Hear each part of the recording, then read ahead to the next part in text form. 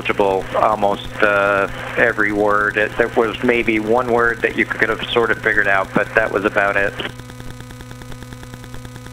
Okay, thank you for the feedback. First time, obviously, and we think we're running into some interference issues, but we'll continue to take a look. We copy, thanks.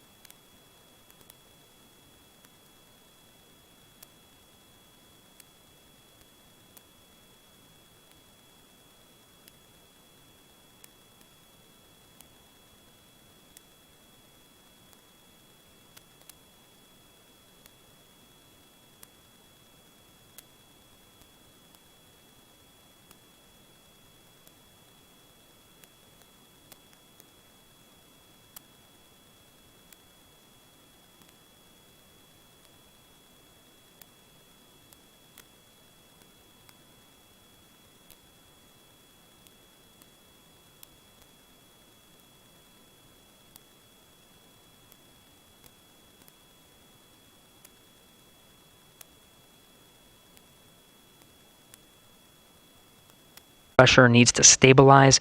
The thermal conditions make it swing just a little bit, so just waiting for that to stabilize before those leak checks are finalized. That underway within pressure the next 10 minutes.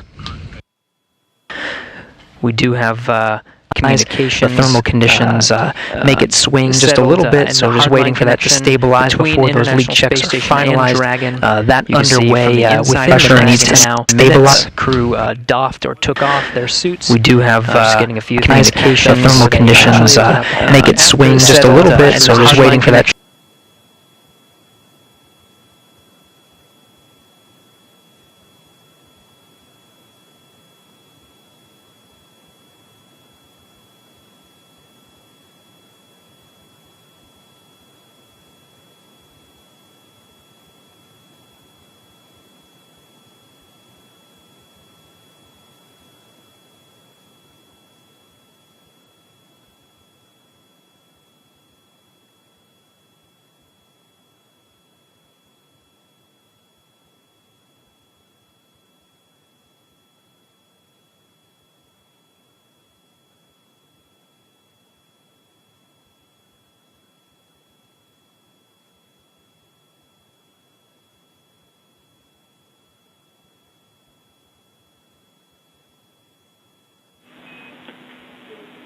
Endeavour, it's Houston calling for a voice check over the big loop. We've retransitioned back to RF, so back to RF. How do you hear us?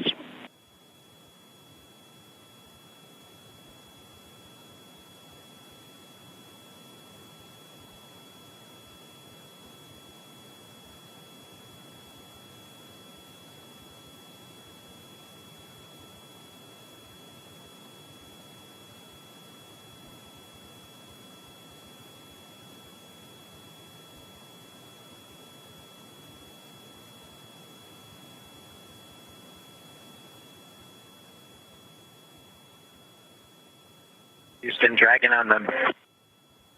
Houston, Dragon on a big loop. Was that comm check for us? Yeah, affirmative, Endeavour. It's Houston. We transitioned back to RF because we still had the interference over hardline. So we're back on RF now and just want to make sure we had you.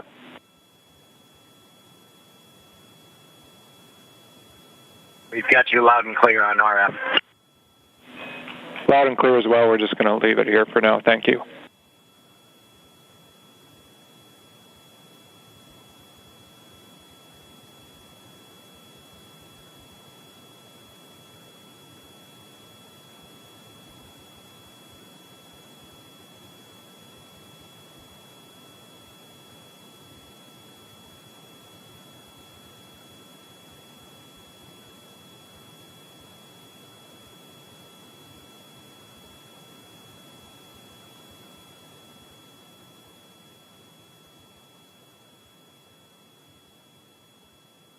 Here's a live look from inside the Crew Dragon. You're seeing Bob Behnken and Doug Hurley just preparing the inside of Dragon. They have doffed or taken off their suits. The pressurization between Space Station and Dragon is complete. They just need to perform some leak checks, make sure that pressure is stable before they actually open the hatch. Teams working together on the ground, International Space Station Flight Control Room and the Flight Control Room in Hawthorne to get that big loop communication configured so everyone can hear each other through this process, figured out a workaround using RF connection.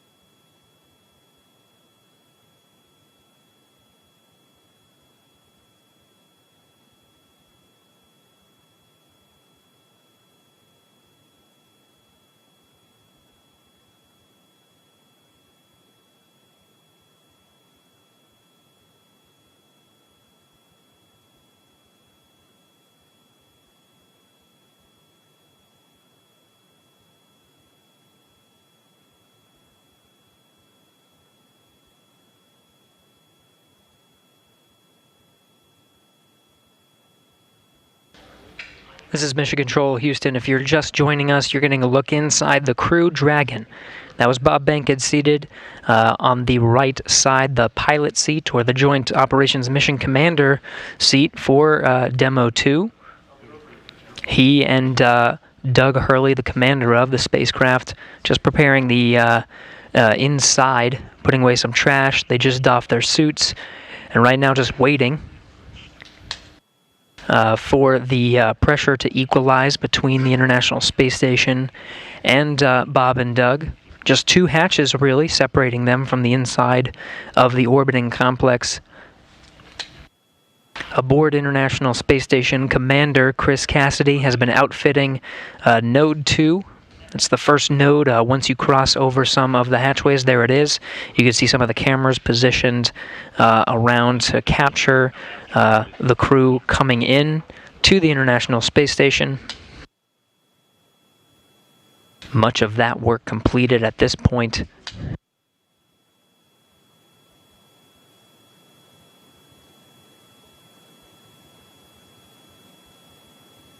Really, at this point, just waiting for good leak checks between Station and Dragon.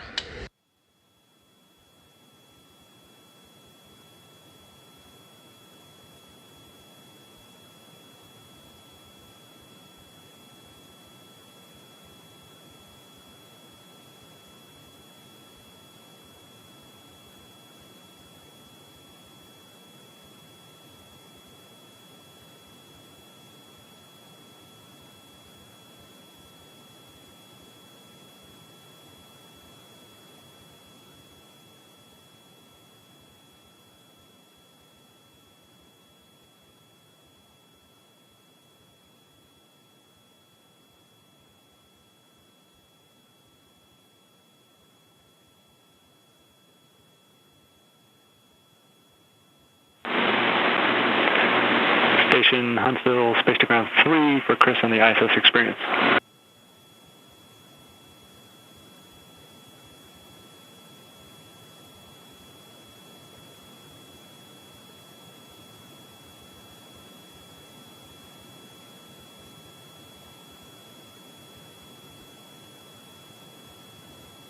Right on 3.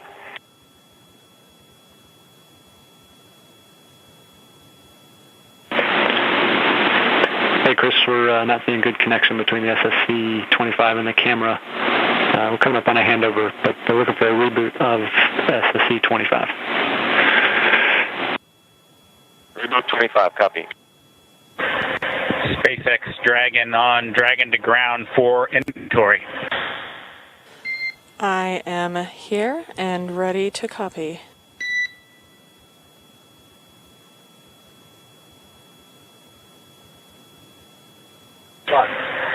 Okay, Anna, we'll start with location 9 from bag 203.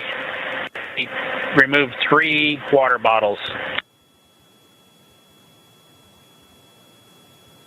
Copy. 3 bottles removed from bag 203.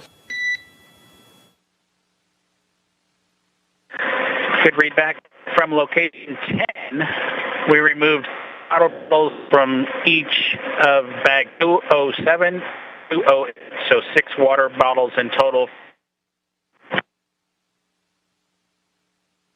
And Dragon SpaceX, you were pretty broken on that call, but I think I copied 3 bottles from each bag 207 and 208. Is that correct?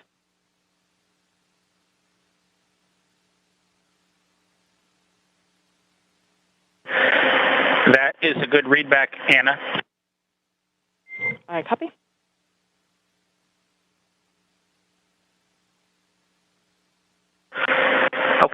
For location 11, 1 dinner from bag 317, 1 breakfast from bag 315, and 1 lunch from bag 316. Yeah, there are several. I copy 1 dinner from 317, 1 breakfast from 315, and 1 lunch from 316. Folks are interested, but they're all everything that was taken has been sent down. That's a good read back. And location 12, 1 dinner from bag 321, 1 breakfast from bag 319, and 1 lunch from bag 320. I copy 1 dinner from 321, 1 breakfast from 319, 1 lunch from 310. And am I correct to conclude all of this includes your consumption from the lunch that you just completed?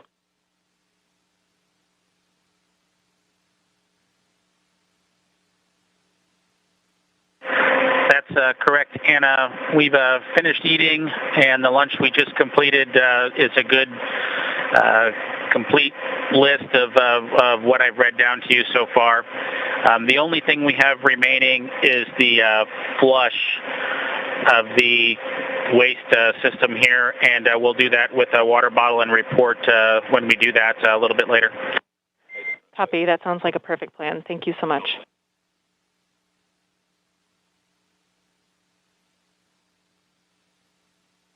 Okay, with that, that's the extent of our inventory. All else is per the packing plan. Copy. All else from per the packing plan.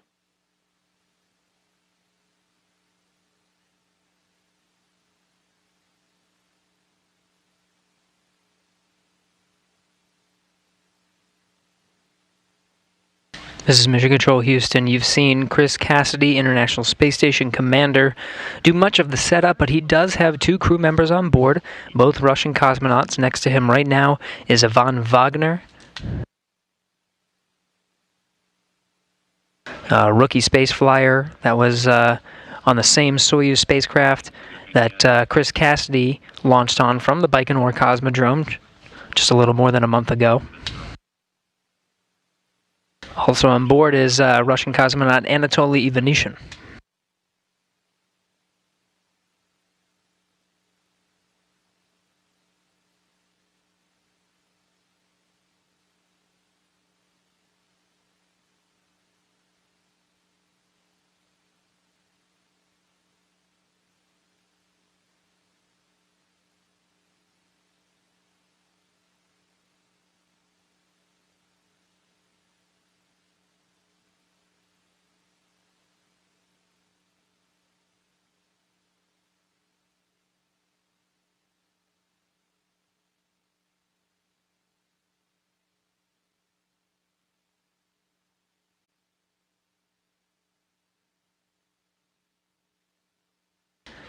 This is Mission Control Houston. We are coming up on almost 2 hours since the Crew Dragon made contact and was captured by the at the International Space Station's forward International Docking Adapter. That happened at 9:16 a.m. Central, 10:16 a.m. Eastern. Still working through some of those milestones, equalizing the pressure between Dragon and International Space Station, verifying some of the communications, and of course you see Bob Behnken and Doug Hurley inside, continuing to prepare the inside of their vessel before they make their way inside the orbiting complex.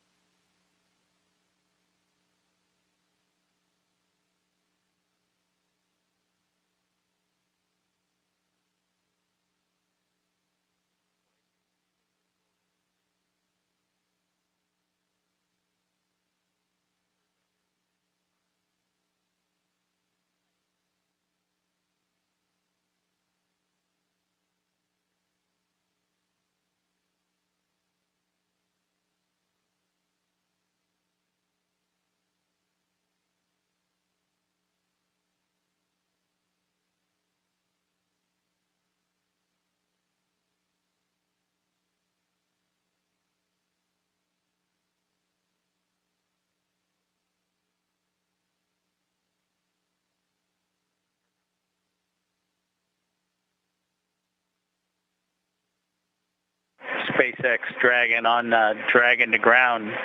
Do you mind taking the cameras down for just a few minutes here? We will put that in work and let you know when it's done.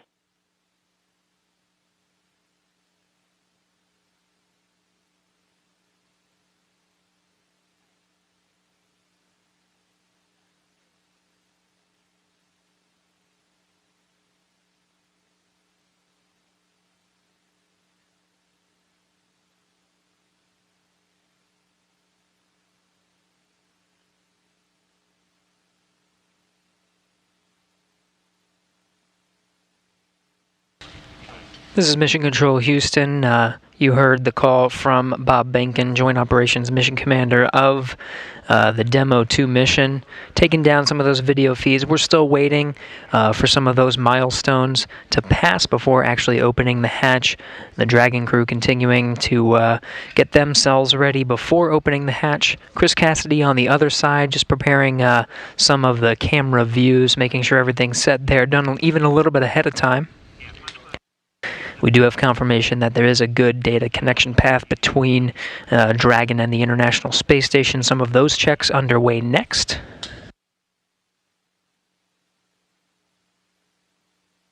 Coming up on 2 hours since docking at 9:16 a.m. Central, 10:16 a.m. Eastern.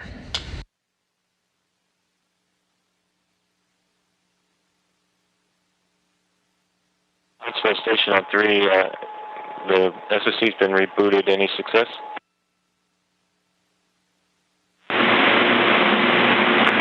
Hey, Chris, we see good connection between the SSC and the camera, and we're just performing the calibration now. We'll start recording shortly. Thanks for your help. Yeah, no problem. Happy to help. Dragon SpaceX, we have gone exterior with the cameras.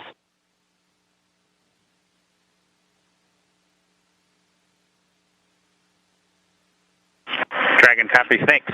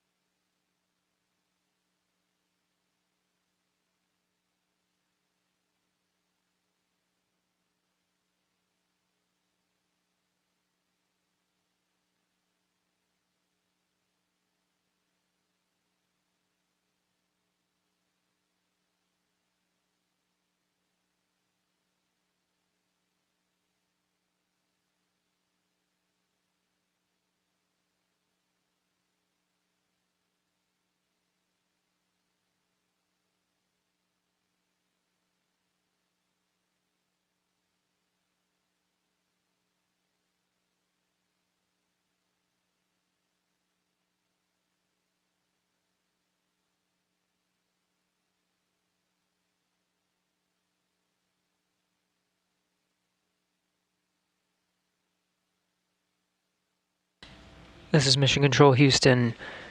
Again, you're getting a look at the inside of the International Space Station. That's NASA astronaut Chris Cassidy, commander of Expedition 63. Continuing to get some of those cameras configured for hatch opening. Many milestones already passed after docking at 9:16 a.m. Central, almost 2 hours ago at this point.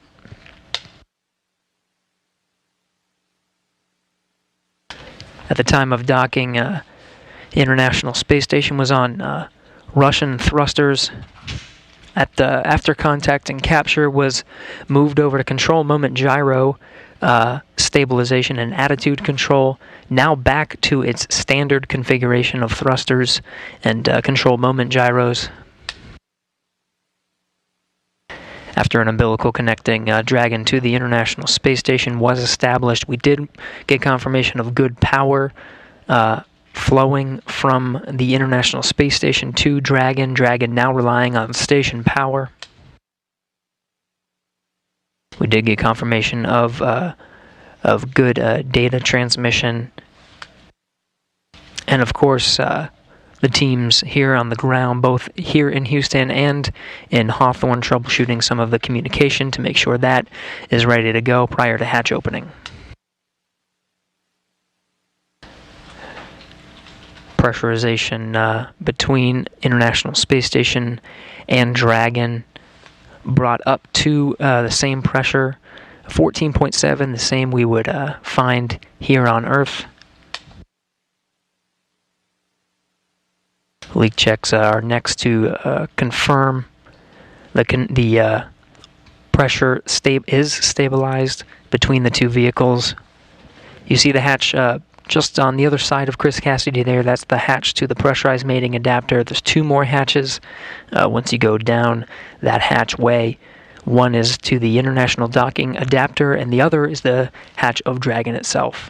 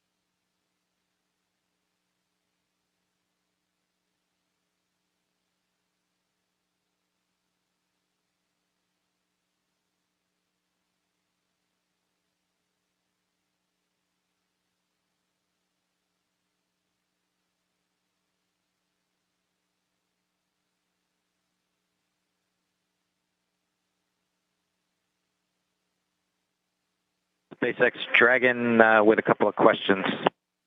I am here and ready to copy. Hey, Anna. We show about an hour and 11 minutes since we started drying the suits, just to let you know that. And then the other thing is we can put 4.400 section 2 in work if you think we have some time before we get the hatch open. We copy. You are go to stop drying your suits and turn off that suit fan at this time. Let me get you words on that waste system flush. Copy. We'll shut the suit fan off now.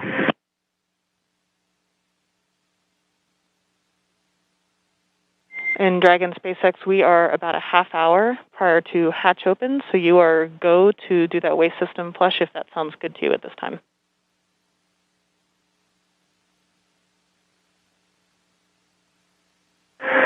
Okay, we may give it a few minutes. If it's going to be 30 minutes until hatch opening, we may want to use it just one more time.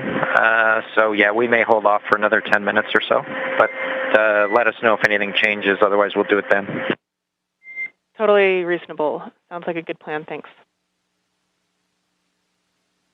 And Dragon, Houston, on Dragon 2 ground, we're still working comm issues. We're going to take down the big loop now. We'll maintain you on Dragon to ground. We'll call you when we have hardline back in place. Stand by 1 second. Chris. Dragon copies, Houston. Thanks. Go ahead, Chris. Sorry, I was talking to Dragon. Yeah, no problem. Hey, I'm just looking ahead at the PAO event, and I know it says video through the node 2 and space to ground 2 up and down. It would only take me about 1 minute to change back over to the encoder and go do comm the normal way that we do PAO events, if that's something that's preferred. It really is super fast, and I can get you that way in that config real quick if you need it. Later. Copy, Chris. Yeah, copy. Thanks for that. We'll offer it up, and I'll let you know if we want to go that way. Copy. Obviously not urgent or important, just throwing it out there.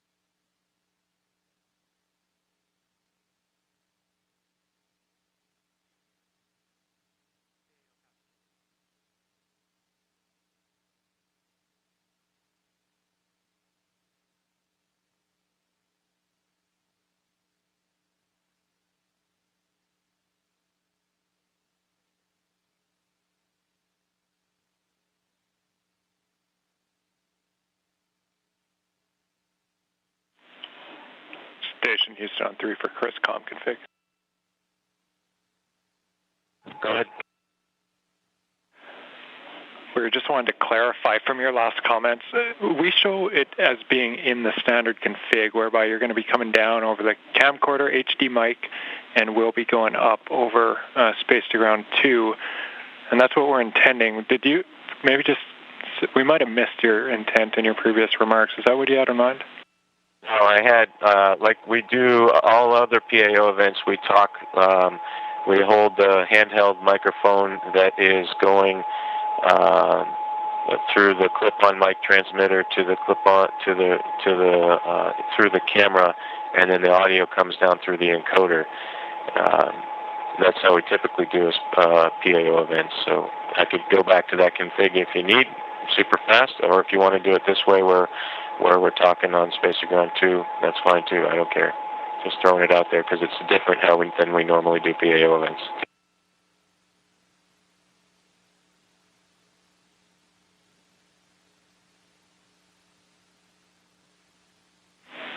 Standby. And just to be clear, well, the configuring now is the Node 2 camera is not connected to the encoder, as you probably know. So all I would do is just plug the cable back into the encoder and switch back over to the nominal Node 2 camcorder.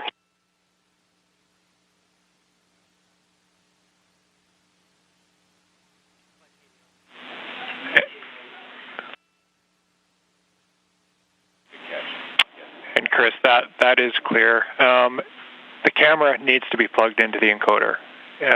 So what you're saying is what we need. We don't know where it got swapped up, but the camera should definitely be plugged into the encoder, and audio is coming down via that encoder.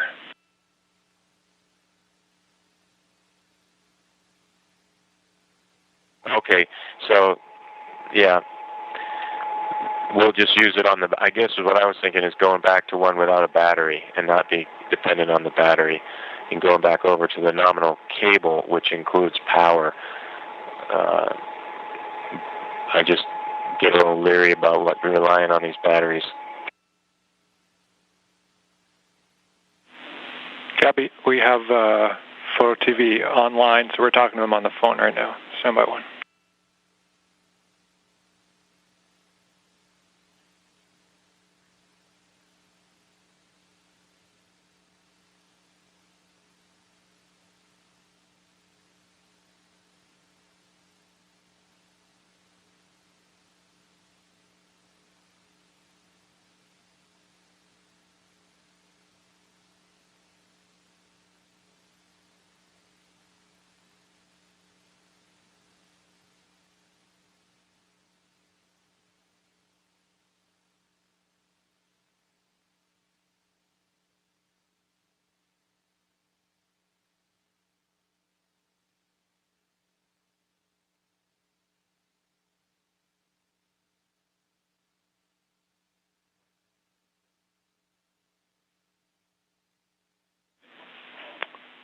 Station Houston 3 for Chris.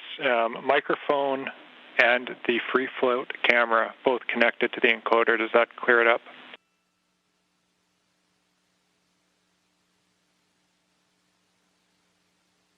Okay, copy all. You want the free float camera, and we'll use the handheld microphone through the ATU. Copy all. No problem. I think I'm not communicating. No pun intended. But I think we're in a good config now, and I won't swap over to the nominal Node 2 camera.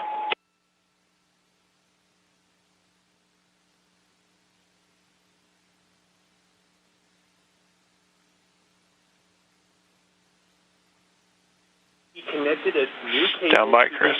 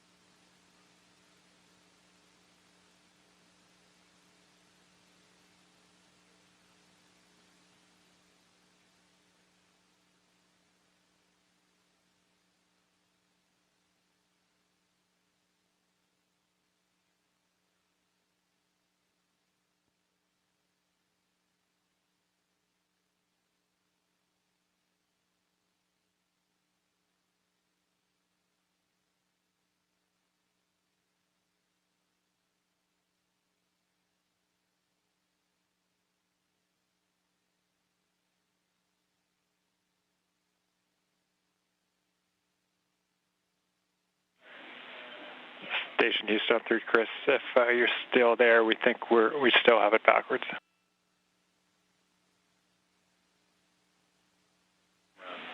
So I see you look. Yeah, I see in the video now. So we still have PAO on the line. Sorry for the confusion, but I think this much is clear. This morning, we moved cameras, we swapped the cameras that were connected to the encoder. What we want now, we're getting video from the free float camera through the encoder, so that's good. We're seeing it right now. What we need, just relaying here, is your lapel mic. That has to go through that new free float camera, so that your mic connects to the free float camera, and then that audio comes down through the encoder. Does that make sense?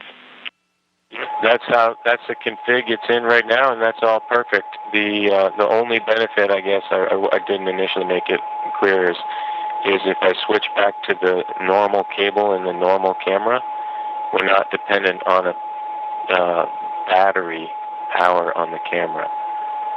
I just am worried that throughout this whole event, we're gonna that all of a sudden the battery's gonna go out.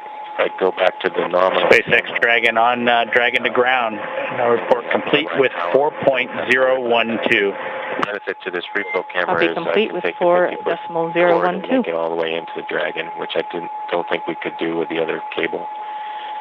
So my thought was, after we do all of the ingress stuff and we switch gears to the PAO ceremony when we're standing right in front of the hatch, we could have actual power to the camera. But it's really no big deal. What I'll do is I have got a couple batteries on standby, and I'll just make sure there's a fresh battery right before we start that PAO event.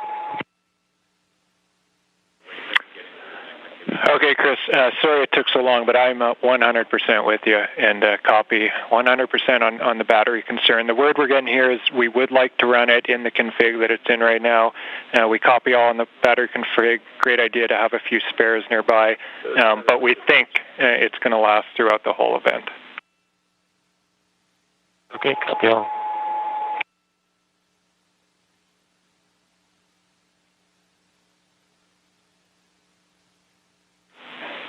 And Station Houston on 3 for Chris. With that out of the way, you have a go when able for your 1615 activity.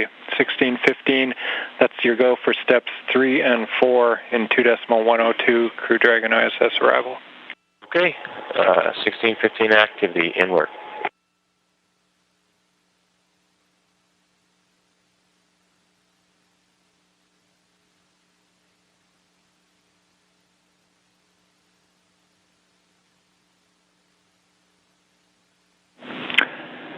Endeavour, Houston calling on hardline for a voice check.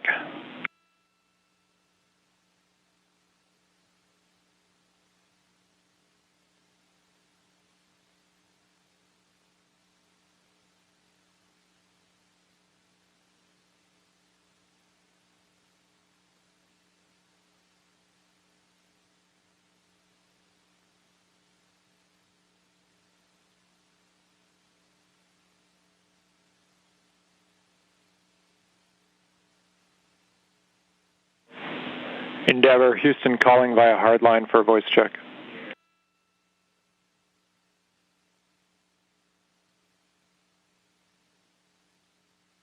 Loud and clear, how was? Hey, Endeavour, Houston, we have you loud and clear on hardline. Great news. Well, congrats. Sounds like we got it at least somewhat sorted out. Affirmative, concur. We think we might have found it interference between C2V2 and the hardline system, but we're going to keep it here for now and proceed down the timeline. Never copies.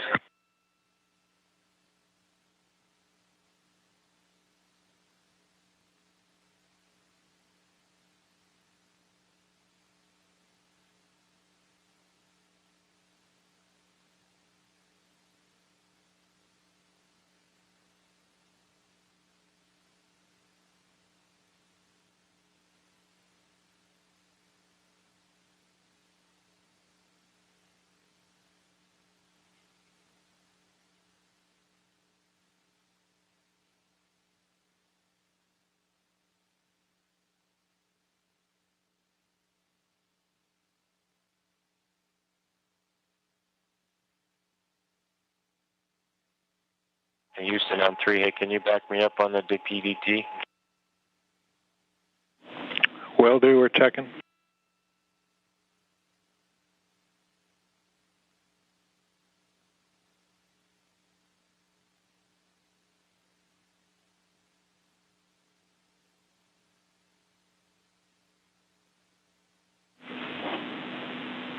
Station Houston on 2. Chris, TPT is good. You're good to continue. Copy, thanks.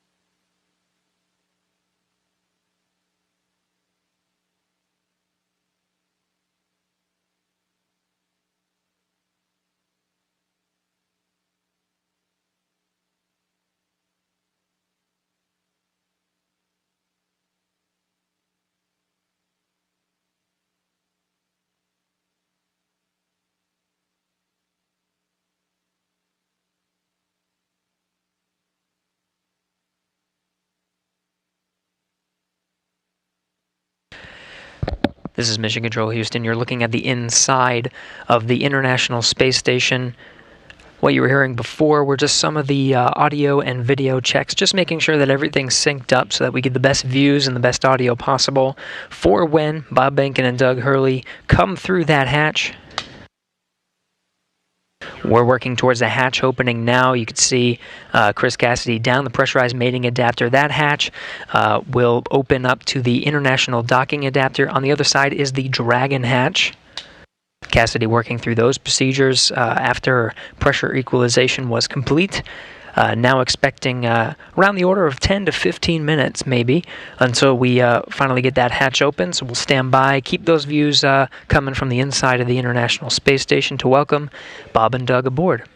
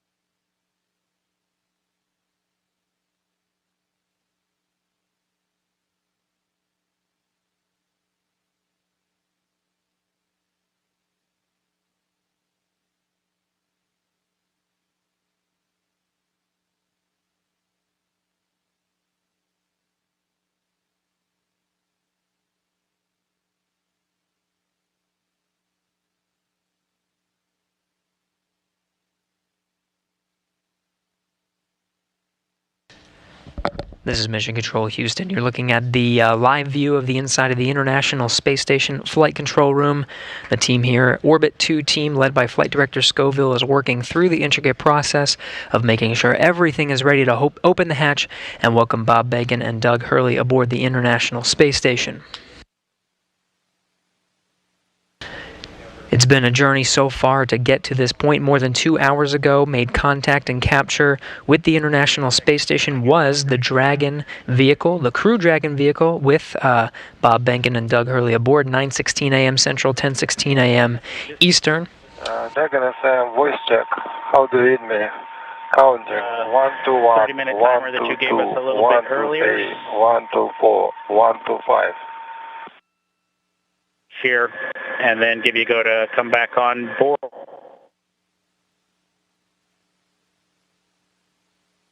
In Dragon SpaceX, you were pretty broken in that previous call. Here's some stations with ground 2. I don't hear Dragon. I think you're being summoned by the Russian crew.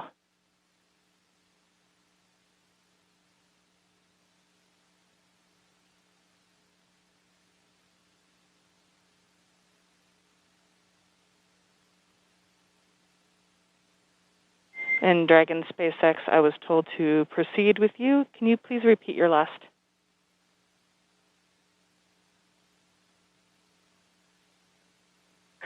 Yeah, Anna, just wanted to double check with you to make sure you had copied our last and that we were still good on that estimated timer that you gave us for 30 minutes. It looks like we've got about 10 minutes left.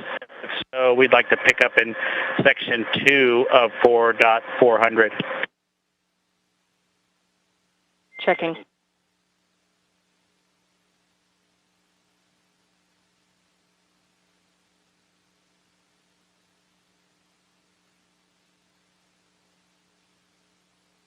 This is Mission Control Houston. Chris Cassidy opens the hatch to the International Docking Adapter, 11:37 a.m. Central Time. Station and Dragon flying together, 267 statute miles over the South Pacific. This is a view from the camera at the forward end of Dragon. 20 minutes until Dragon hatch opened, and the APAS hatch was just opened.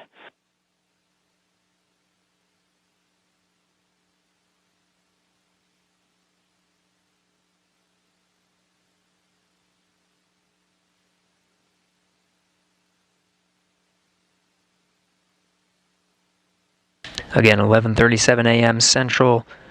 The hatch to the International Docking Adapter was open. You see Chris Cassidy there poking his head in. That's the camera at the forward end of the Dragon. Now only one hatch separating Bob Behnken, Doug Hurley from Chris Cassidy, who you're seeing here from those Dragon views. Expected time to open that hatch is about 20 minutes from now.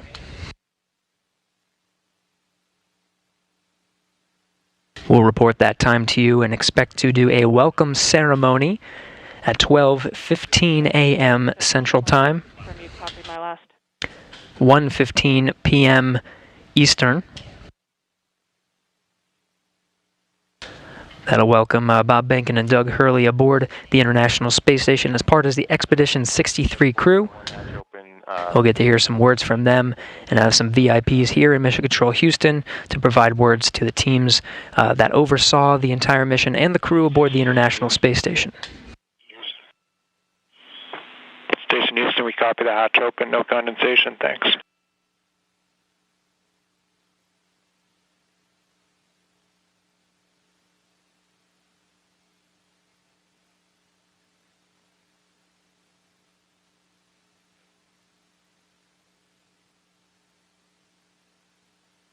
Dragon SpaceX on Dragon to ground, comm check.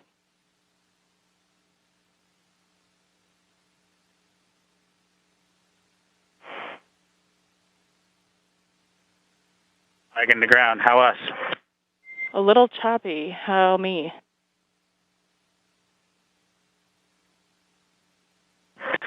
You are loud and clear. We'll put section 2 of 4.400 in work. We copy all, thank you, and please give Anatoly a call on Big Loop.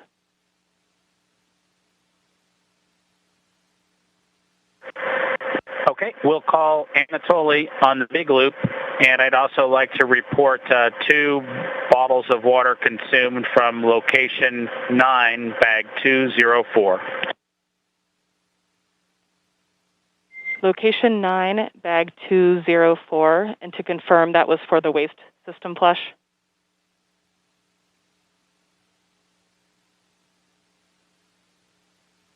1 for the waste system.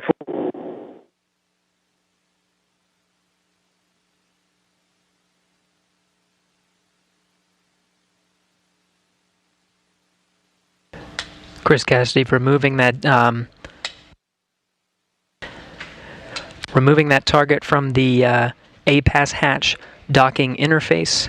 Dragon, comm check on the big loop for Anatoly from Endeavour.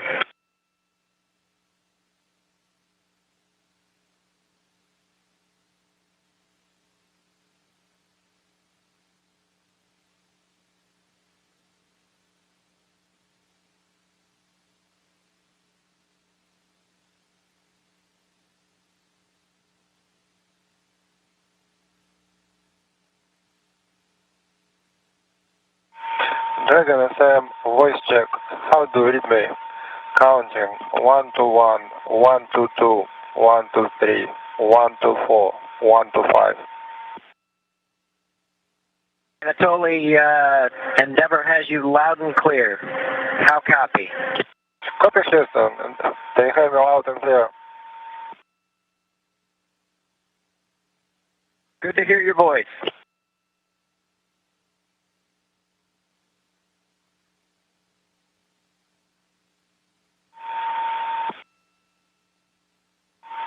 Dragon FM, how do you read me? Loud and clear. Okay. See you soon. Turning over to Houston.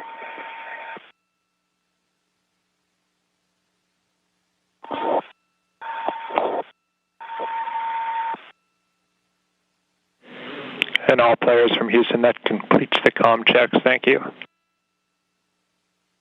Copy. Okay.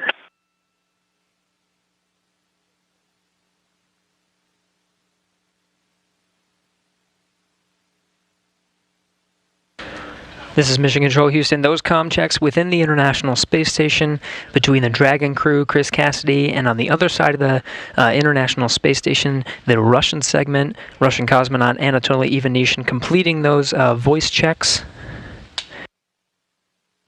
You can see Cassidy continuing to outfit the hatch, just clearing the space and providing some padding and removing that docking target from the APAS hatch. SpaceX Dragon, go ahead and Dragon to ground.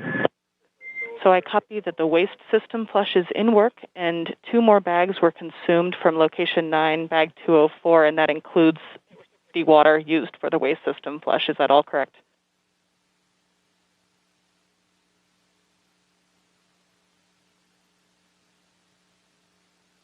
From bag 204, one of which Bob is in the process of consuming, and the other will be for the waste flush. That is correct. Perfect. Thanks for clarifying. And secondly, do we have your permission to come back on board with video?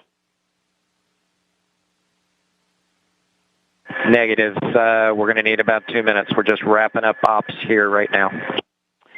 Copy. 2 more minutes. We will await your confirmation.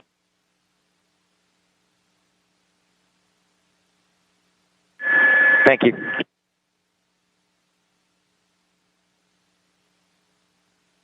Still getting views from the infrared camera that's located right at the center of the Dragon hatch, looking at Chris Cassidy, International Space Station Commander, outfitting that hatch, getting ready for Bob and Doug to arrive. You're hearing communications over Dragon to ground.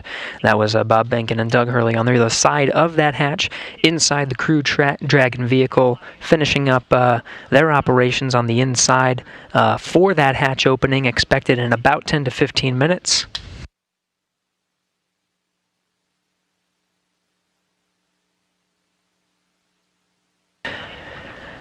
Again, it's been a process to get to this point. Just about 2.5 hours ago, docking to the International Space Station was Bob Behnken and Doug Hurley aboard the first commercial American vehicle to dock to the International Space Station with crew aboard.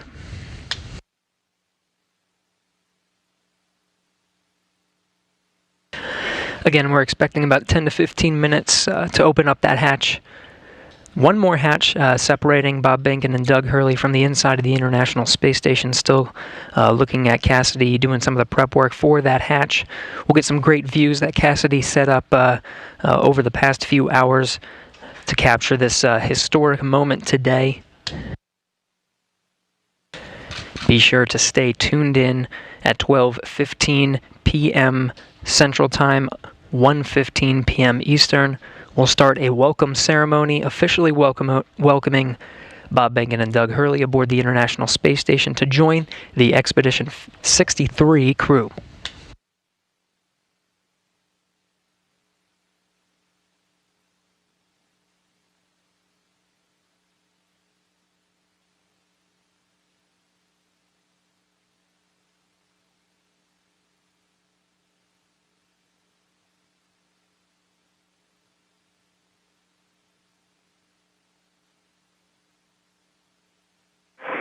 SpaceX Dragon on Dragon to ground. Go ahead.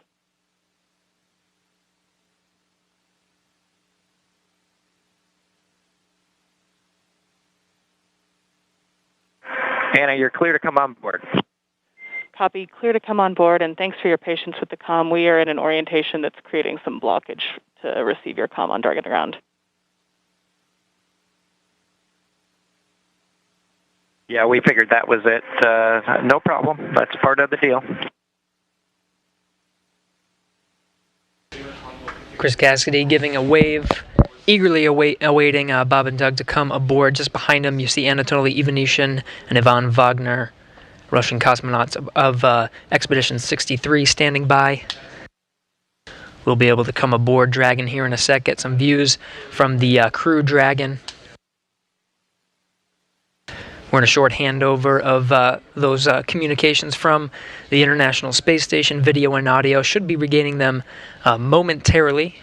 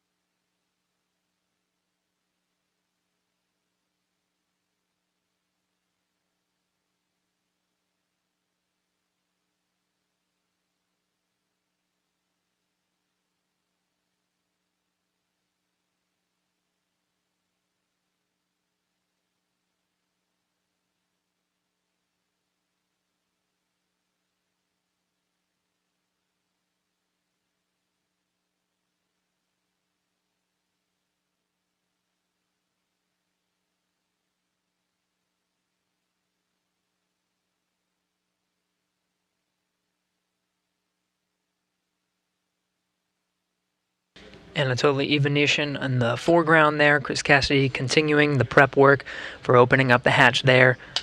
Again, the pressurized mating adapter hatch you see there in the foreground is open. The APAS hatch to the International Docking Adapter is open. Just one more, and that's the hatch of Dragon, the Crew Dragon vehicle.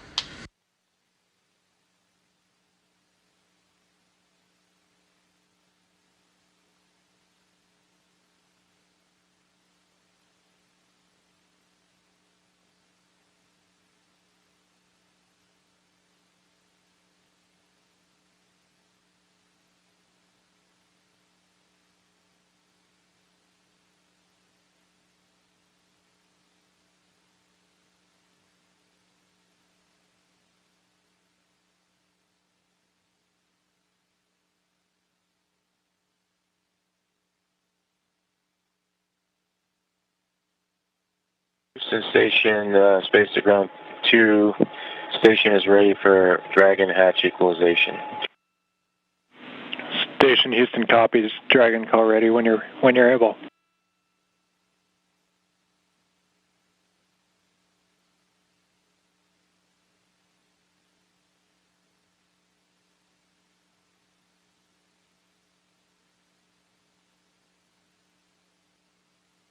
Houston, Dragon, go ahead. And Dragon, Houston, just looking to confirm that you're ready for hatch equalization.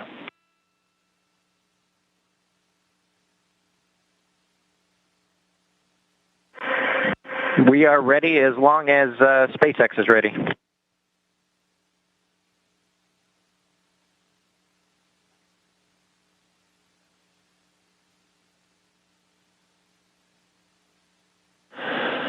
Okay, Station and Endeavour, stand by for equalization. We're putting it in work. Expected equalization time, 4 minutes.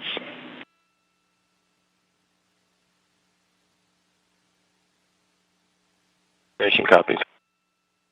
Endeavour copies.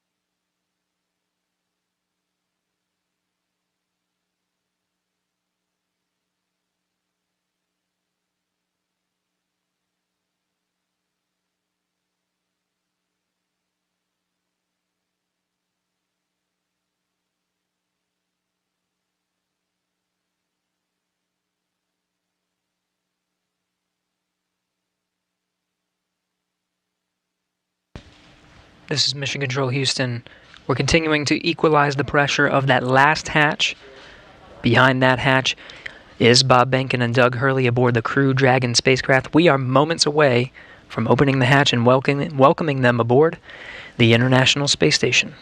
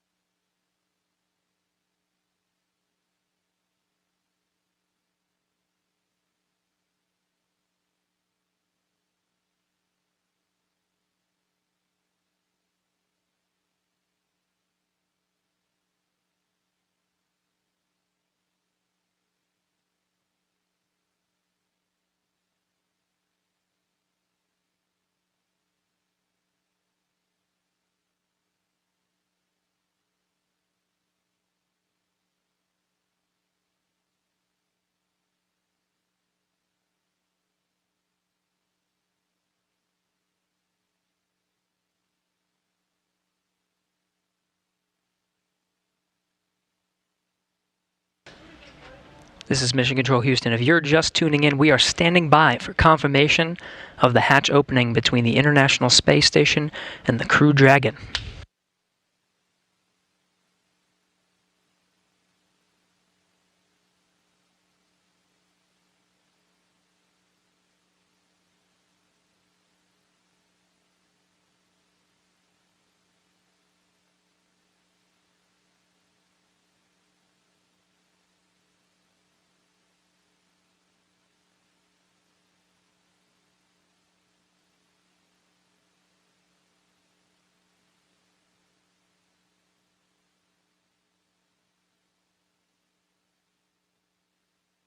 There's the hatch to the Crew Dragon.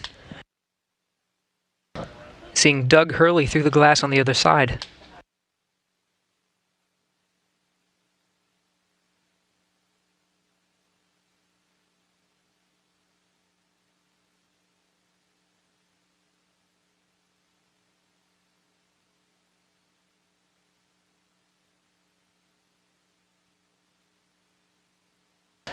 And there's Bob Behnken.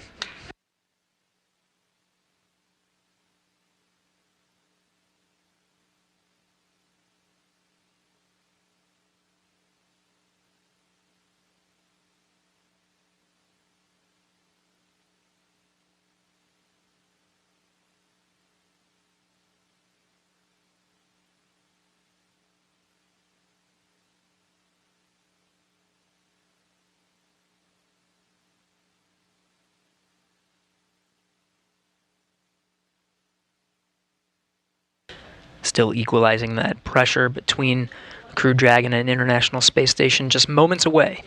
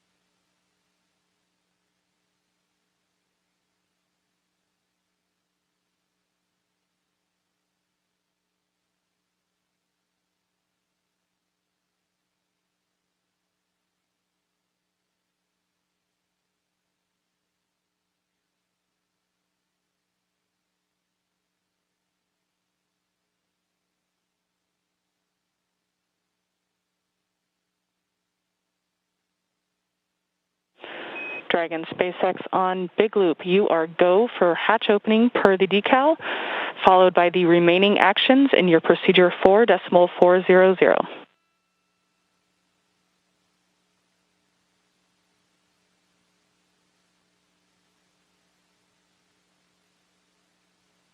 Dragon copies, go for hatch opening and remaining steps in 4.400.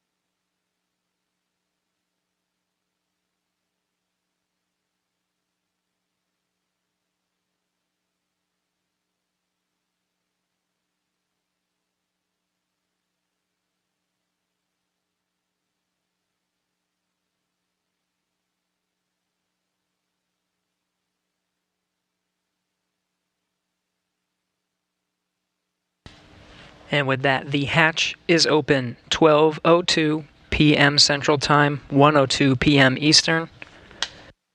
Bob Behnken and Doug Hurley opened the hatch to the International Space Station after launching from American soil on a U.S. vehicle for the first time in 9 years, the first time ever for a commercially built spacecraft.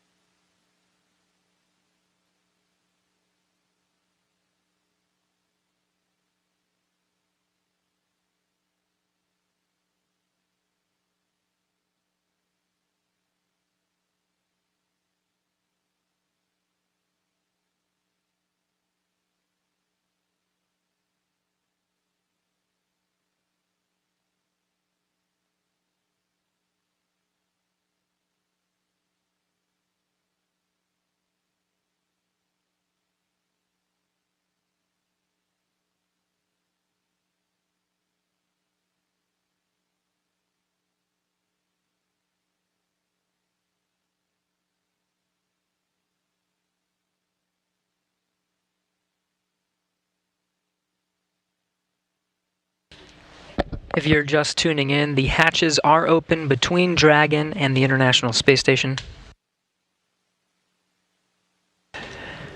International Space Station Commander Chris Cassidy now talking with Doug Hurley and Bob Behnken aboard the Crew Dragon spacecraft. That hatch opened at 12:02 p.m. Central, 1:02 p.m. Eastern.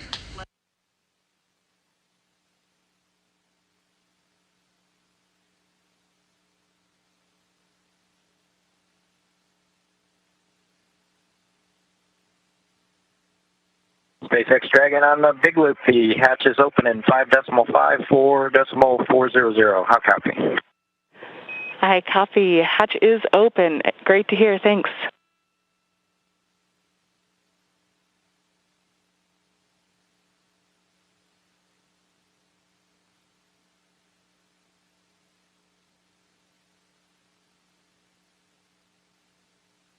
And SpaceX Dragon in 5.9, we're going to exit out of 4.400 and transition to 2.102 Crew Dragon ISS arrival through the hatch opening. I copy. With that, I understand you are complete with 4.400 and will follow along with you as you transition to the ISS procedure.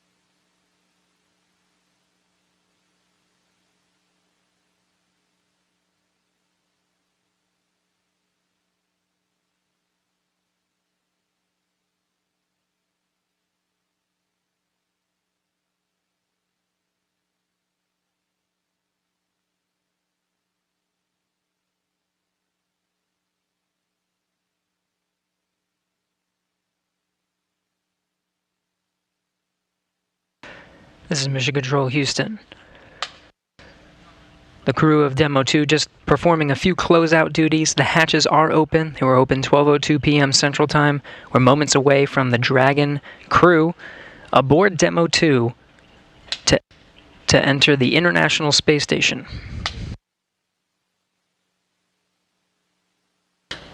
It'll be the first time that Americans will enter the International Space Station on a rocket launched from U.S. soil, built by an American company. The first time ever Americans will enter from a commercially built spacecraft.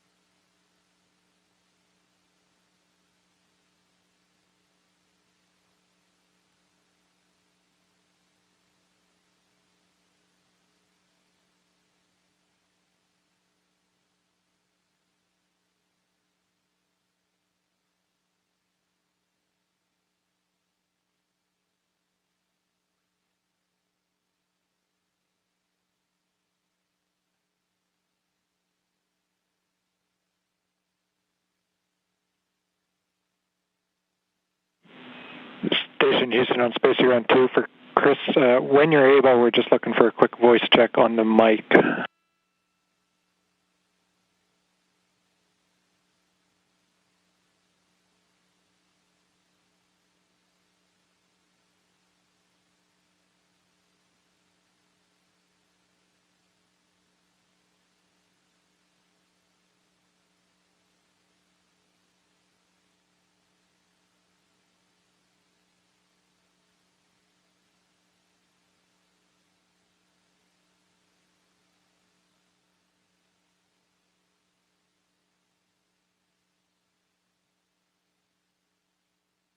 Station Space Ground 2, go ahead.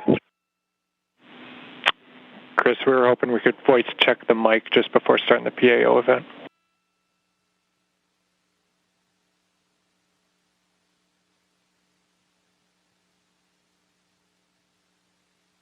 Okay, copy that.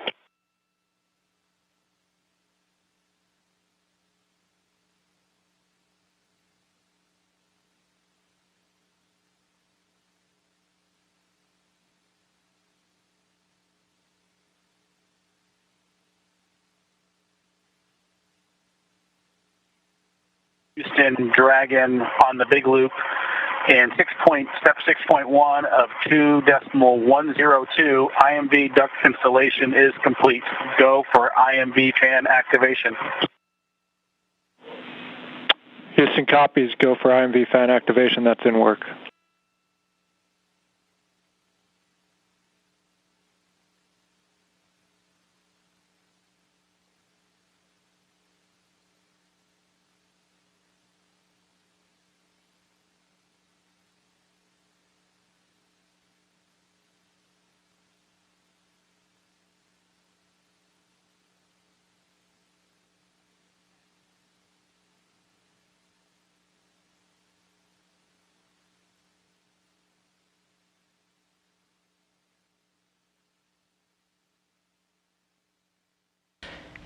If you're just tuning in, you're getting a live look.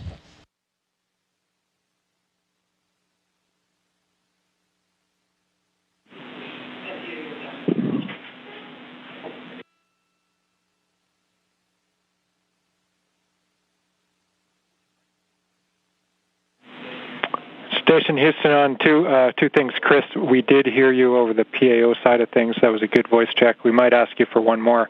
And then for the Dragon crew, you also have a go for 6.3. That's opening the location 23 and checking for debris.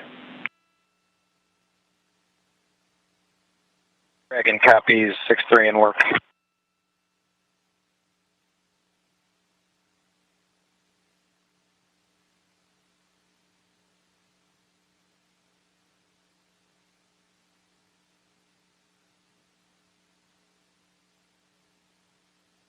If you're just tuning in, you're getting a live look. On the left of your screen is a look inside the Crew Dragon on the Demo 2 mission. On the right, the International Space Station. Houston, Bob Behnken. Dragon on the big loop. We are ready for 6.4 and section 4 of the LIO instructions.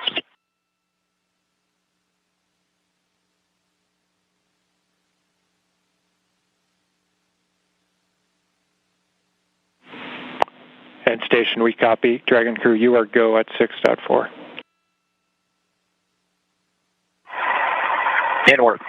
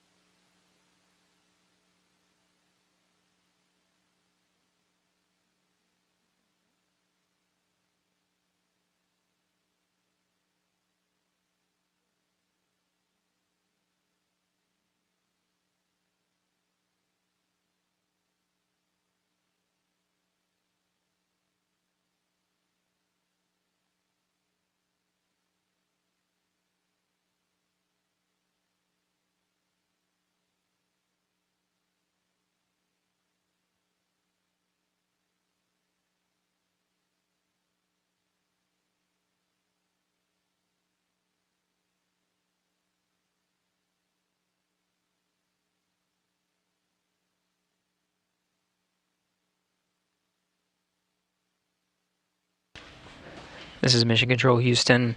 You're getting a live look at the inside of the International Space Station, losing video communication from the International Space Station. It will only be momentary. We'll have those views back to see Bob Behnken and Doug Hurley enter the International Space Station. When they do, it'll be the first time that humans will enter through this hatch for the first time in 9 years.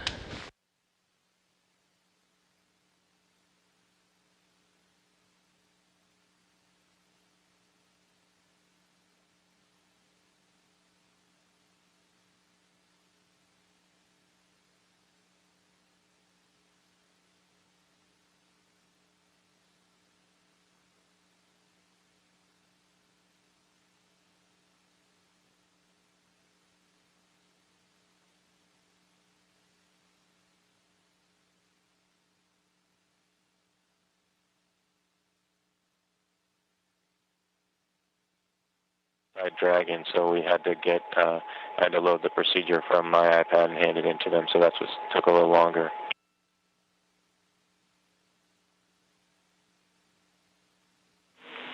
We copy, Chris.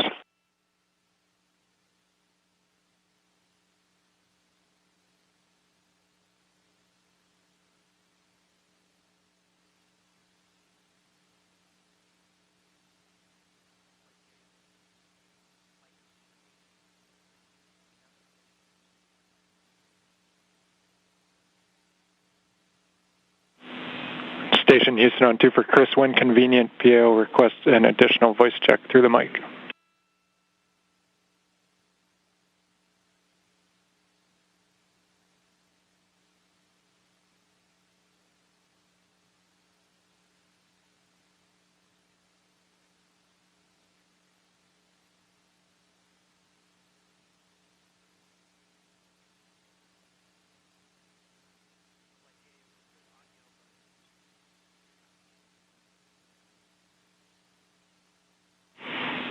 And Chris, we're not hearing you in MCC. We are apparently getting it through to PAO. Just stand by.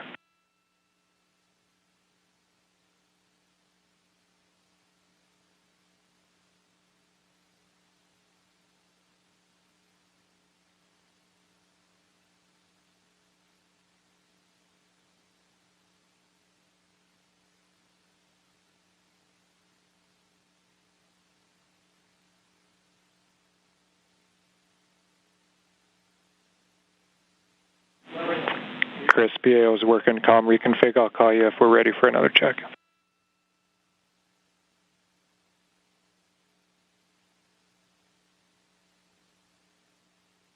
Houston and SpaceX Endeavour in 6.5 LIO cartridges sealed and installed. SpaceX copies.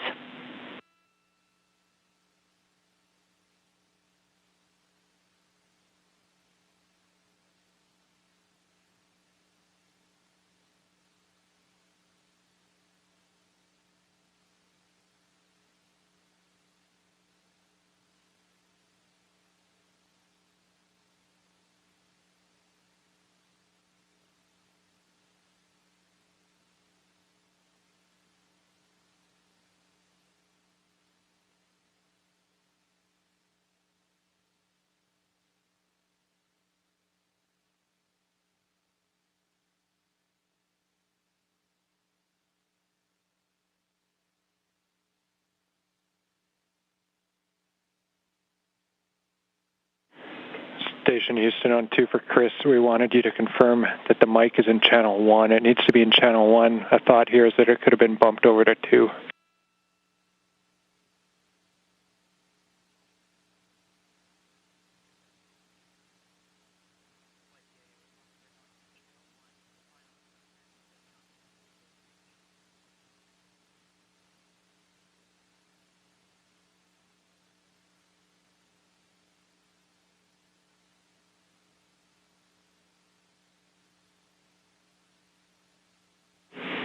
And Chris, we see you trying. We're still not hearing you in MCC. We're working on it.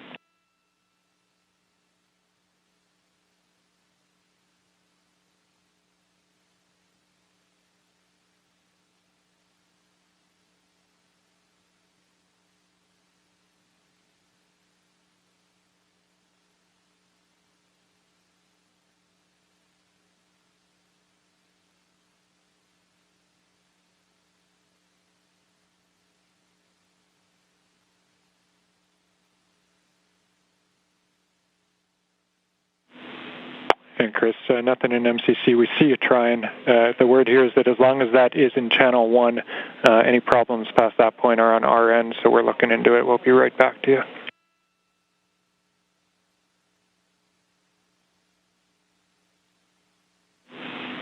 Station Houston, we're ready for another voice check through the mic.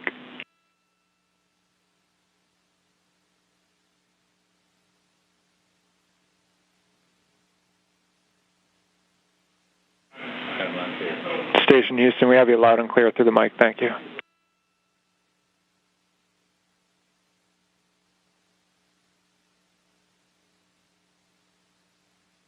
SpaceX Dragon on the big loop in 7.1. SpaceX here.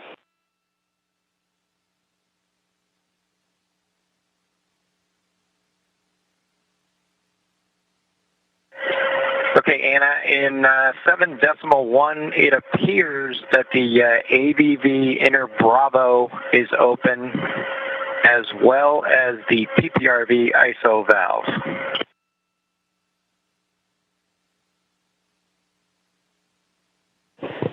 I copy that AVV inner Bravo appears to be open, as well as PPRV ISO valve.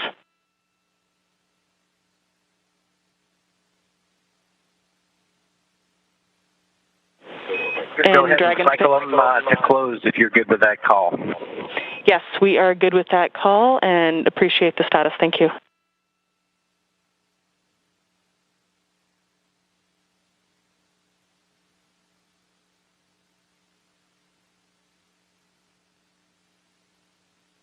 This is Mission Control Houston. If you're just tuning in, hatches were open at 12:02 p.m. Central Time. We are moments away from Bob Behnken and Doug Hurley entering the International Space Station.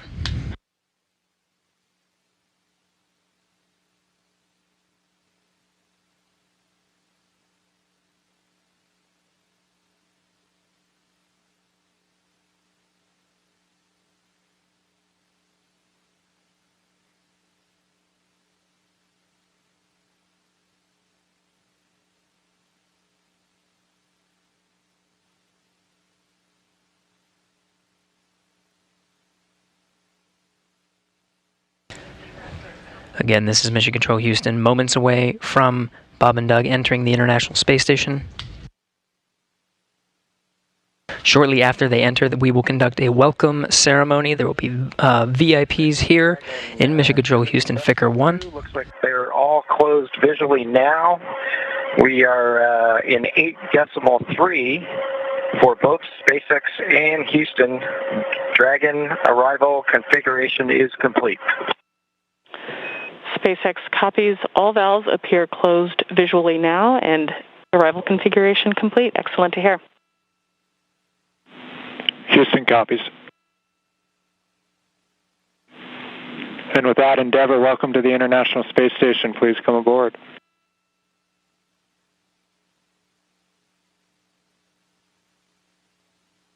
Endeavour copies with pleasure. We'll be there in a second.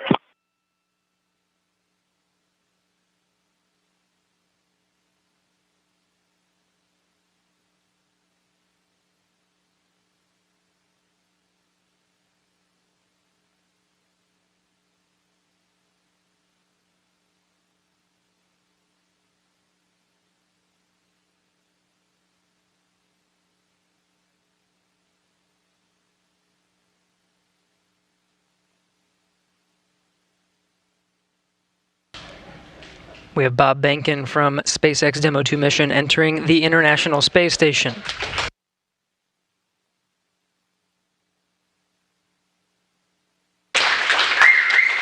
Followed by Doug Hurley.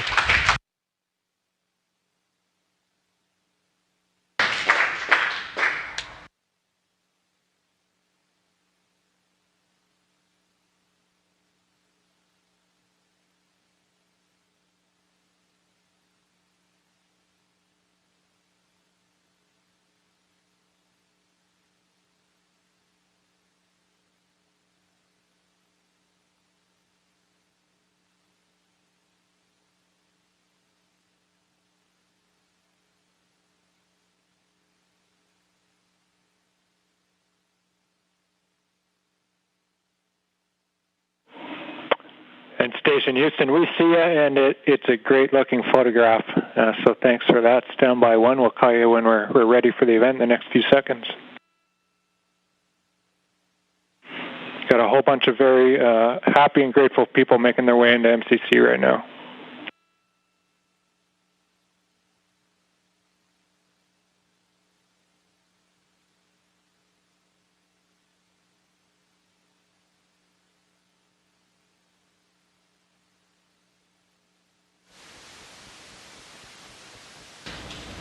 Demo 2 crew now aboard the International Space Station. They entered at 12:22 p.m. Central Time.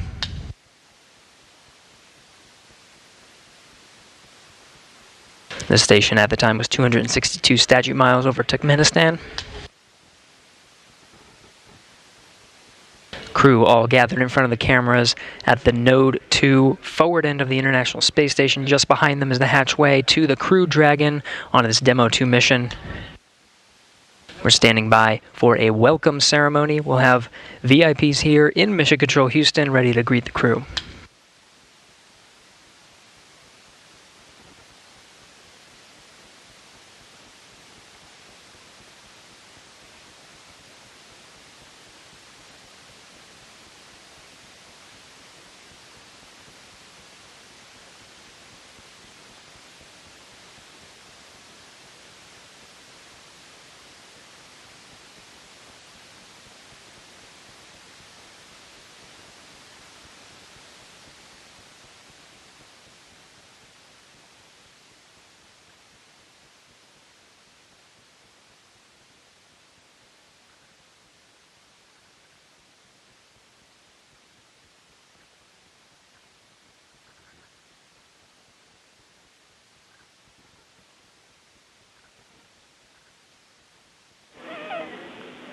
And station, we're just about ready. Stand by.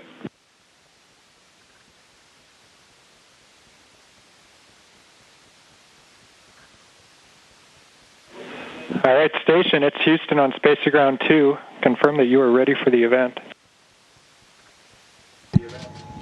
Houston, this station, we are ready for the event. Copy that. And sir, Administrator Bridenstine, welcome to MCC. Please call station for a voice check. Station, this is the NASA Administrator. Can you hear me? We hear you loud and clear, sir. Welcome to the space station. Thank you, Chris. It's good to see you. And welcome to Bob and Doug. I will tell you, the whole world saw this mission, and we are so proud of everything you have done for our country, and in fact, to inspire the world.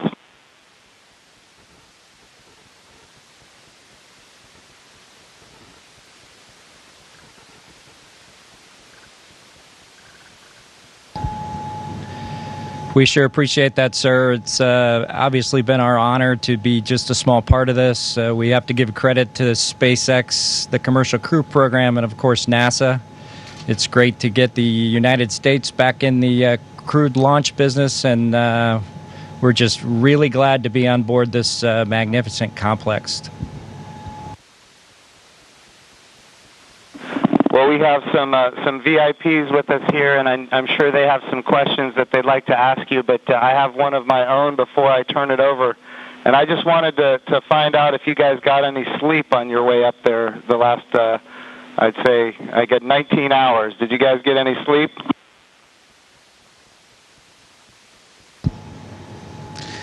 Yeah, I think a lot of folks in Hawthorne were asking the same question, sir, but we did get probably a good 7 hours or so opportunity for sleep, and I did succeed at sleep, and Doug did as well. So the first night is always a little bit of a challenge, but the Dragon was a slick vehicle, and we had good airflow, and so we had a excellent evening, and just excited to be back in low Earth orbit again. Amazing. Well, one of the people that is here with us today is Senator Ted Cruz, and of course he's a huge advocate of America's space program, and he's been somebody who has helped us so much as we transition from one administration to the next administration. And the reason missions like this can have success is because of continuity of purpose. And Senator Ted Cruz was a leader on a bill called the the NASA Transition Authorization Act. And because of that, we have had a lot of political support, and we're very grateful for his leadership. Senator Cruz, would you like to say a few words? Well, congratulations, gentlemen. The eyes of the world are upon you, and everyone is proud of you. All of America is watching you, and today and yesterday represent big, big days. We're looking at a decade since we've had American astronauts launched on an American ship from American soil. And I can tell you, I sat with my wife and kids in our living room watching on TV yesterday, and I suspect we did what just about everyone watching did, including both of you, which is held our breath as it took off. And we're glad to see you've landed safely. We're glad to see you've docked. And so let me ask you, that Dragon is an amazing vehicle. How does she handle?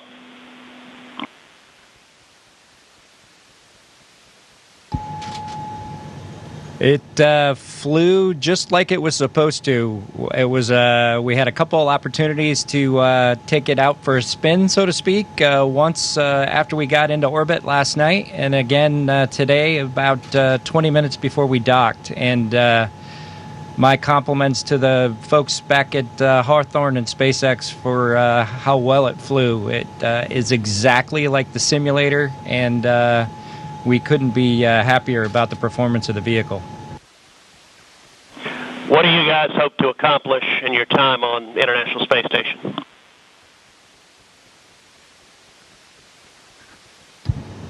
Well, while we're on board the space station, of course, with the new spacecraft, we do hope to put her through her paces, and so the good ship Endeavour is going to get a lot of checkout over the next week or two here, and hopefully we'll be able to declare her operational, and Doug and I will be able to take some burden off of Chris and his crewmates, Ivan and Anatoly, so that we can keep the space station operating at its peak possibilities. So we're looking forward to contributing any way that we can, and like I said, trying to keep space station as productive as possible. As a country, we're in the midst of a tough week. We're seeing protests, we're seeing a lot of anger, we're seeing violence. And I have to say, this launch and y'all's docking is a powerful inspiration of what we can do when we come together, of the power of unity, the power of ingenuity. And so I guess the last question I would ask you is since you have the opportunity to address, in particular, all the young people in America, what would you tell them in terms of what we can do when we can come together?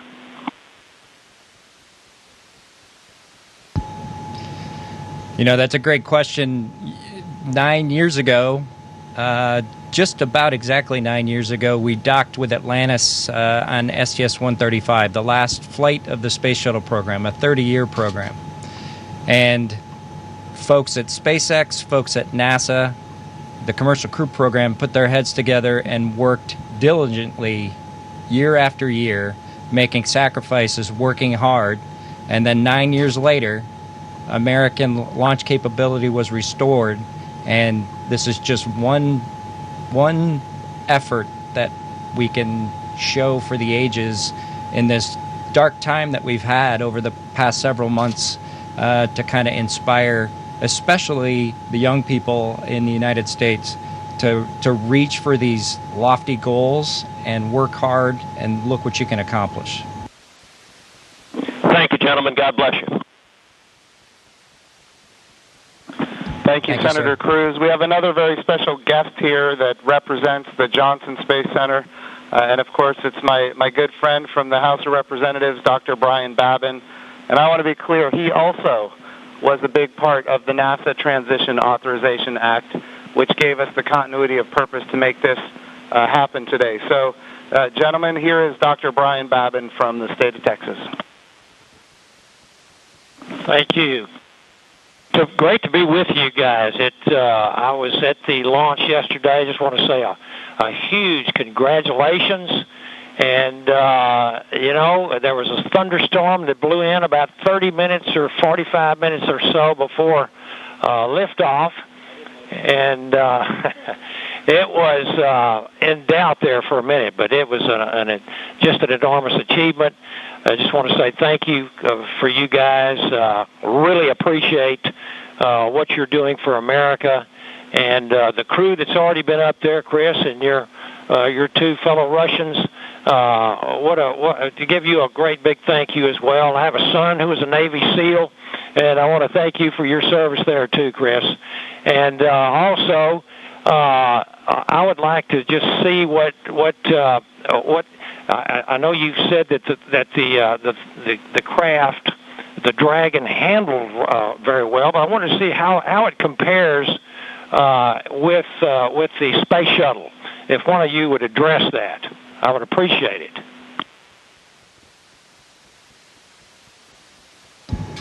Well, thank you, sir. It certainly has been a long endeavor for us and our namesake spacecraft. We're proud to have her on board the International Space Station after all that the teams around the country and across America have done to get us here today. As far as a comparison with the space shuttle, both Doug and I took a few minutes while we were accomplishing the approach and docking to, in our spare time, talk a little bit about it. We were surprised a little bit at how smooth things were off the pad. The space shuttle is a pretty rough ride heading into orbit with the solid rocket boosters. And our expectation was, as we continued with the flight into second stage, that things would basically get a lot smoother than the space shuttle did. But Dragon was huffing and puffing all the way into orbit, and we were definitely driving or riding a Dragon all the way up. And so it was not quite the same ride, the smooth ride, as the space shuttle was up to MECO. A little bit less G's, but a little bit more alive is probably the best way I would describe it. Anything else, Doug? No? Sounds good. Bob, what is MECO?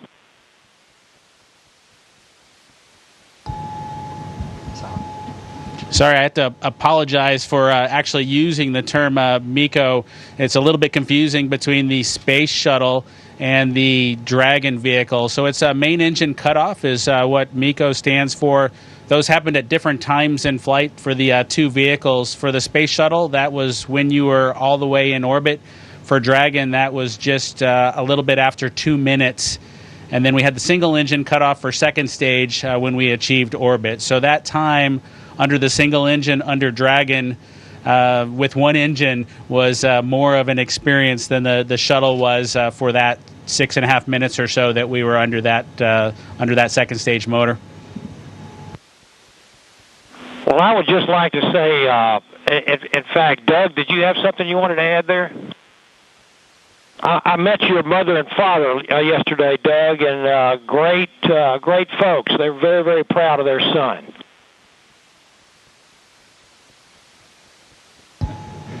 Yeah, that's pretty cool. Hopefully they enjoyed the launch. I know for parents, it can probably be pretty nerve-wracking for them to experience a launch. This was their third, so I'm glad everything went okay, and hopefully it was a good show. We haven't obviously heard or seen any video yet, but we're looking forward to seeing the launch replayed sometime. I can assure you that it was a great show. It was one of the treats of my lifetime, I would have to say, and many other folks that were sitting there looking all across the country and even the world. And I can tell you, as Senator Cruz said, we've gone through some really, really rough times over the last few days, and to have that successful launch, the public-private partnership between NASA and SpaceX, and you guys being so well-trained and having it go off without a hitch was a tremendous blessing for our country. And I can't tell you how many emails and communications I've gotten from people that who were so disturbed by what's been going on, transpiring around the country, to have the great news and the wonderful liftoff and everything going without a hitch. So I just want to say God bless both of you. Thank you so very much. Bless the rest of you folks up there as well. We thank our Russian partners. And Thank you, Chris. Y'all are all in our prayers, and we're looking forward to seeing you successfully complete your mission and back on safely on Earth. God bless.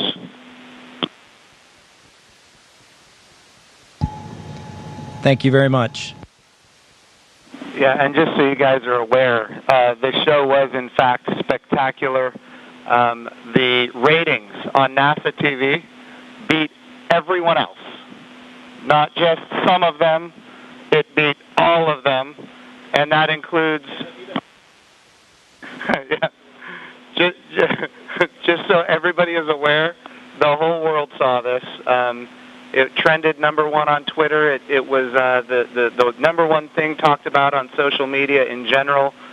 This was an amazing moment, and it represents a transition in how we do space flight from the United States of America.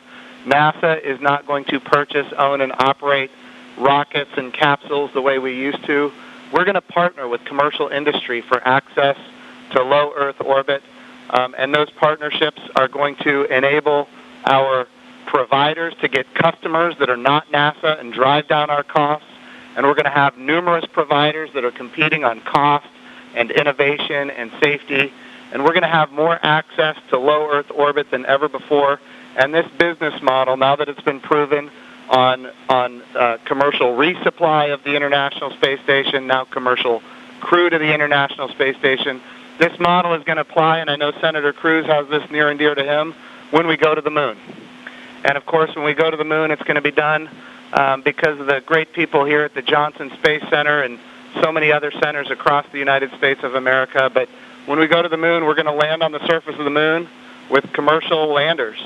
And of course, we're very proud of the Commercial Lunar Payload Services Program being managed right here out of the Johnson Space Center as well, so that we can take small payloads to the surface of the moon. And all of this is leading up to an amazing day where we have humans living and working for long periods of time on the surface of the moon, but doing it with a purpose.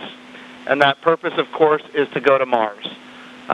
Humanity is going to explore more and be able to go further than ever before because of the public-private partnerships.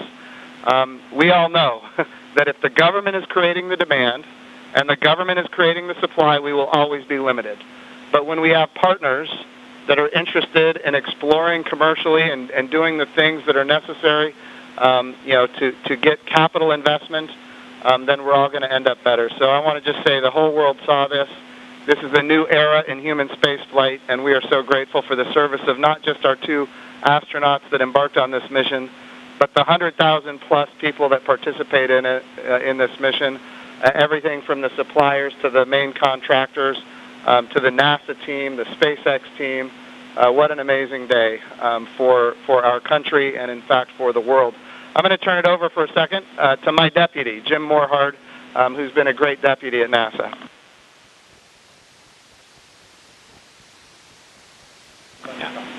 Gentlemen, congratulations. You know, Jim's mentioned going to the moon.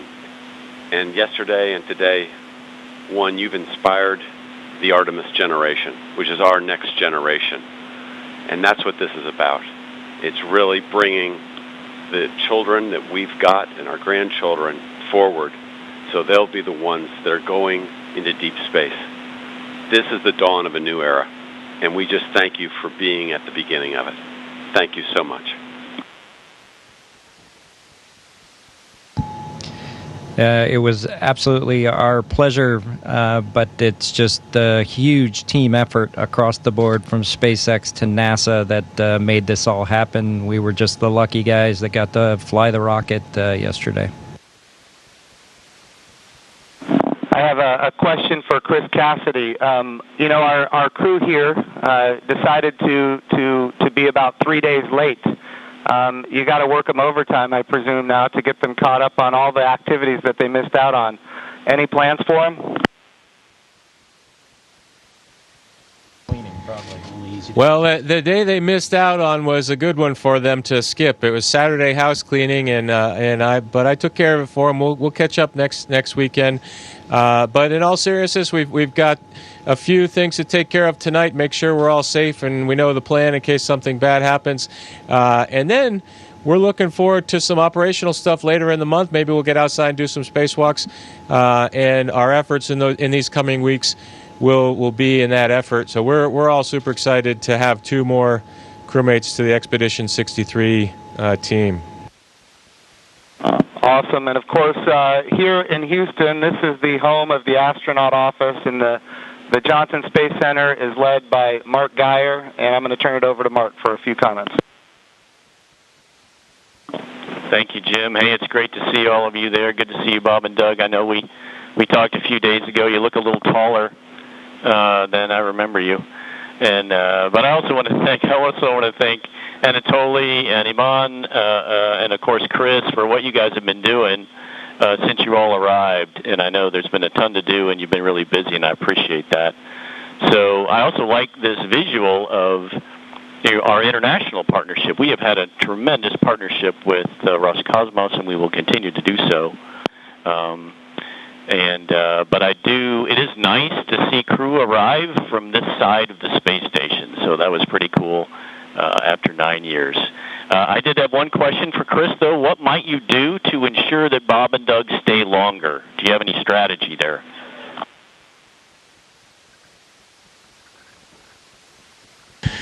Well, we'll slow down the rate of which I'm eating food, and maybe we can stretch out our consumables a little bit. But that's a great question. We'll have to come up with some conniving scheme here in the next few days. All right, thank you. Thanks, guys. Look forward to greeting the 3 of you eventually back in Ellington after your work is complete. Thank you. And of course, Mark Geyer has an amazing deputy, Vanessa Weiss, if you'd like to come and say a few words. Thank you, Jim. Hi, guys. You look really good. I just want to say on behalf of everybody here, we just want to thank you. It was an amazing launch, and we love seeing the docking. You guys all look really good. Just thank you for all that you're doing, and we can't wait for you to return, but not too soon. Station wants you to get a lot of work done, so looking forward to all of that. But thank you, and God bless. Thank you, Vanessa. We appreciate that. All right, we also have with us Steve Jerzik, who is the Associate Administrator for the agency. For people who don't know what that is, that, of course, is the Chief Operating Officer of the agency. But he also ran the flight readiness review for this mission. He did really an amazing job, and I can't say enough about his leadership at the agency. Steve, if you'd like to say a few words, ask a few questions. Hey guys, it is just great to see you all on the station. I can't tell you how my adrenaline shut down when you guys opened the hatch. I mean, I've just been on edge ever since yesterday, and the weather cleared. I can't tell you how great it's been to see you on station. It has been a team effort. I felt like the last 2 years I've kind of been part of the team, working through issues, and it's been a heck of a year and a half with Demo 1 and the in-flight abort test, and working through issues like parachutes and the escape system, and I just could not be more proud of the team for getting to this point. It's amazing, and you obviously have been part of that. I really appreciate you all showing up in Washington, D.C. at our reviews, and because the last thing we do at those reviews is look at you all, because you guys are the risk takers, and make sure you're okay with where we are and where we're headed. So I really appreciate that. I really appreciate your active participation in that. And I could not be more, like I said, more proud of the team, and congratulations. And it is awesome to see you guys on station.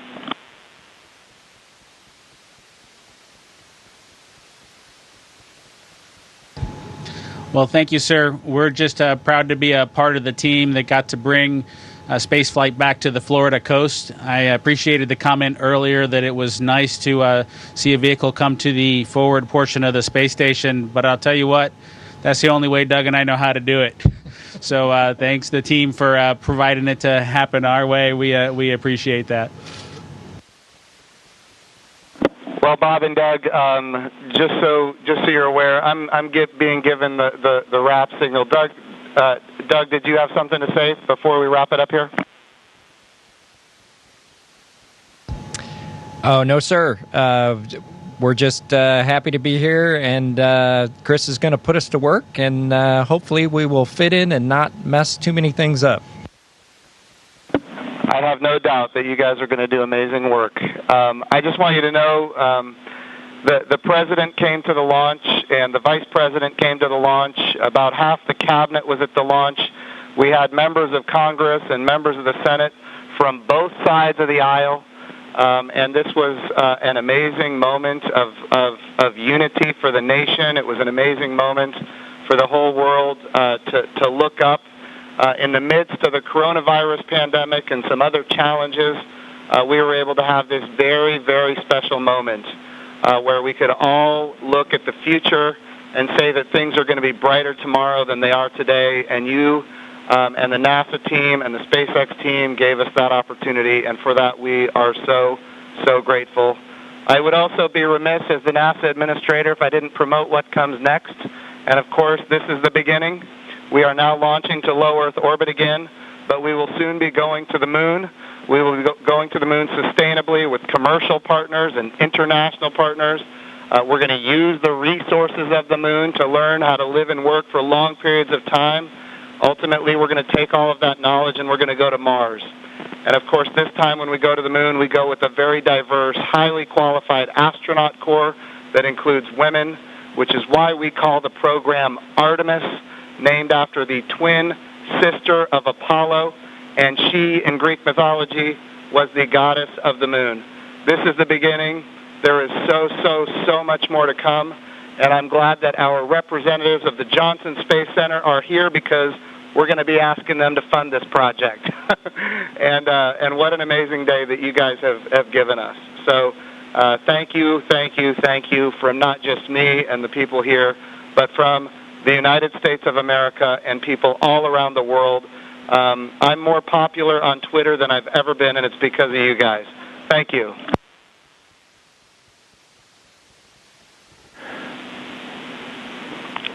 To the crew on the International Thank you to all Space of you. Station. Thank you very much. Hey, Chris, we ask that you just hold your position for a few minutes. There's, of course, a number of photos we'd like to take. And then a quick note for those down here in the room. To Senator Cruz, Congressman Bobbin, Administrator Bridenstine, Director Geyer, and all of our distinguished visitors, thank you for your participation in today's historic event, and thank you for the leadership that has enabled it.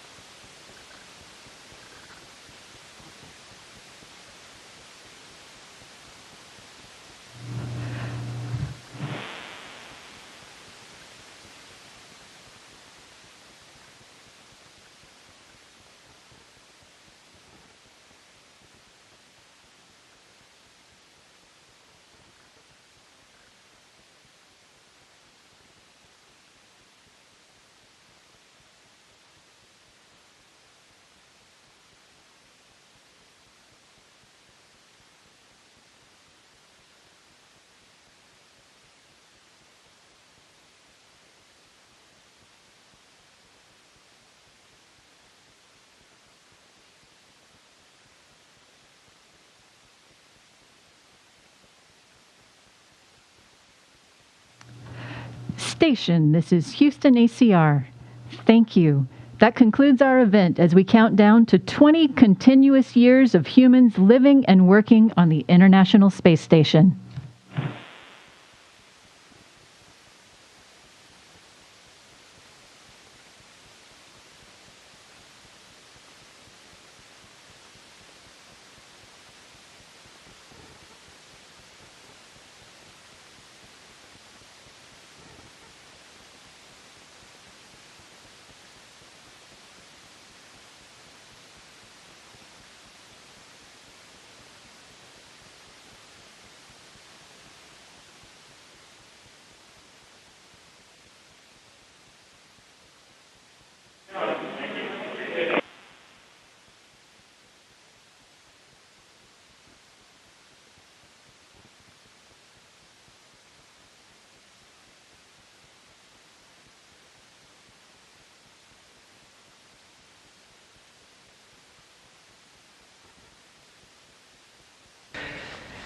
That concludes our coverage of the SpaceX Demo 2 mission in conjunction with NASA. On behalf of all the teams that participated in this mission, from Hawthorne to Houston to Mission Control to the Kennedy Space Center, this is Mission Control Houston.